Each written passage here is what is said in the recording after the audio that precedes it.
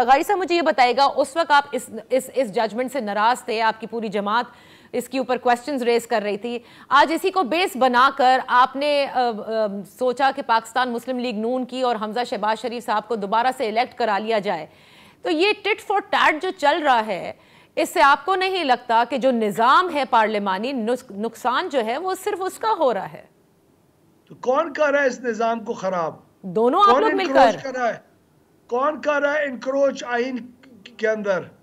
कौन इनक्रोच कर रहा है पार्लियामेंट्री डेमोक्रेसी के सिस्टम के अंदर? कौन कर रहा है? आप बताइए ना सर, आप बताएं। इस मुल्क के पढ़े लिखे लोग बताएं ना, किसने जो ऑनरेबल सुप्रीम कोर्ट के जी जजेस के कमेंट्स और उनकी जो इन राइटिंग जो उनकी वो है ऑब्जर्वेशंस है, उसके अंदर किसने किया है इनक्रोच और रीराइट करने की कॉन्स्टिट्यूशन को किया है?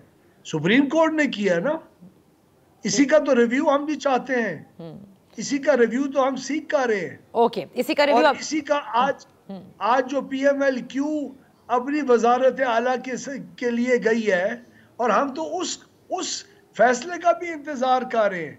जो यूसुफ रजा गिलानी पिछले 1.5 साल से दर की ठोकरें खा रहा है जी। और वो जो सेनेट का इलेक्शन हुआ था जिसके अंदर हॉर्स ट्रेडिंग हुई थी, कल वाले इलेक्शन में कोई हॉर्स ट्रेडिंग हुई है? अभी भी आप बताएं। नहीं, लेकिन आज मुनीस इलाही साहब ने कहा कि चौधरी शुजात जो है वो शदीद दबाव के अंदर थे, बहुत दबाव था उनके ऊपर। को छोड़े ना, आप कानून बताएं ना।